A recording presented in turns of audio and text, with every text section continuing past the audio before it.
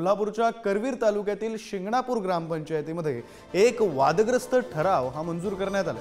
मुस्लिमांची नोंदणी नव्या मतदार यादीत करू नका, शिंगणापूर ग्रामपंचायतीने हा फतवा काढलाय। तर ग्रामपंचायतीच्या ठरावानंतर मुस्लिम समाजाकडून तीव्र निषेध केला जातो।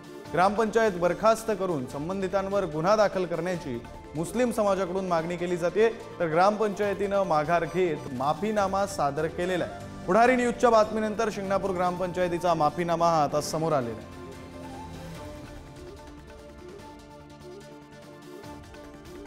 प्रतिनिधी शेखर पाटील आपल्या सोबत जोडले गेलेले आहेत, त्यांच्याशी बातचीत करूया। शेखर, पुढारी न्यूजने बातमी दाखवली आणि त्यानंतर ग्रामपंचायतीचा माफीनामा समोर आलेला आहे।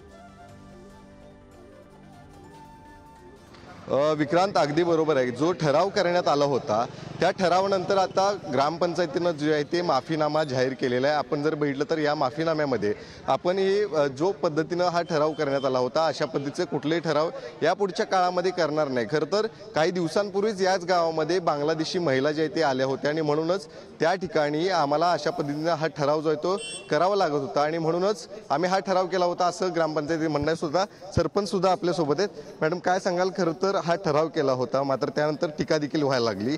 एकंदरीत ग्रामपंचायतीचं काय म्हणणं?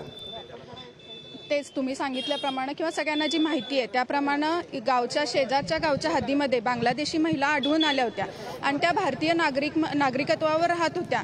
त्यामुळं आम्ही जेव्हा आमची ग्रामसभा झाली ऑगस्ट महिन्यामध्ये त्यावेळी आम्ही असा ठराव केला की बांगलादेशी महिला किंवा बांगलादेशी नागरिकांना मतदान नोंदणीच्या वेळी त्यांचे निकष पूर्ण न झाल्यामुळे त्यांना मतदानाचा हक्क दिला जाऊ नये असा ठराव ग्रामपंचायतीच्या म्हणजे ग्रामसभेत झाला होता। ते काय ग्रामपंचायतीच्या मासिक सभेत झाला नव्हता। त्यामुळं पण आता ही जी गोष्ट जी बातमी व्हायरल होते ती चुकीच्या पद्धतीने व्हायरल होते आणि असं आम्हाला कोणत्याही समाजात तेढ निर्माण करणं किंवा समाजाला कोणत्याही कमी लेखण्याचा आमचा कोणताही हेतू नाही। त्यामुळं काही समाज बांधवांच्या ज्या भावना दुखावल्या असतील तर त्याबद्दल आम्ही कालही माफी मागितलेली आहे, माफीनामा पत्रक जारी केलेलं आहे आणि आजही मी त्याबद्दल सर्व समाज बांधवांची माफी मागते।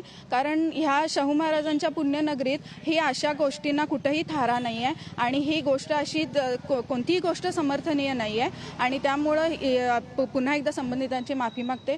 आणि तर या संदर्भात ग्रामपंचायत बरखास्त करावी अशा पद्धतीने देखील मुस्लिम समाजाकडून म्हणणं आहे। ही करणंच बेकायदेशीर आहे अशा पद्धतीनं प्रतिक्रिया देखील त्यांची। तो गाव सभेला झालेला विषय आहे। लोकांना जेव्हा हे निदर्शनास आलं तेव्हा त्यावर चर्चा झाली आणि लोकभावनेचा एक आदर राखावा म्हणून आम्ही तो ठराव मंजूर करण्यात आला।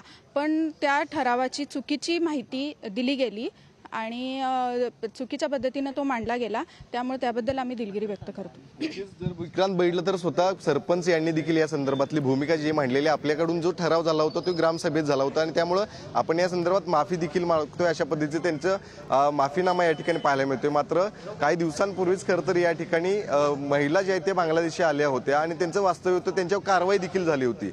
याच अनुषंगाने हा सगळा ठराव जो तो केला होता अशा पद्धतीची माहिती त्यांच्याकडून मिळते। मात्र अशा पद्धतीचे ठराव जे आहेत ते आपल्या शाहूंच्या नगरीमध्ये देखील योग्य नाहीत असे देखील त्यांची आता भूमिका पाहायला मिळते। त्यामुळे नक्कीच एकीकडे आपण पुढारी न्यूजच्या माध्यमातून ही बातमी जी आहे ती दाखवली होती आणि त्यानंतर आता ग्रामपंचायती देखील माफीनामा विक्रांत कोल्हापुरात या ग्रामपंचायतीमध्ये पाहायला मिळतोय।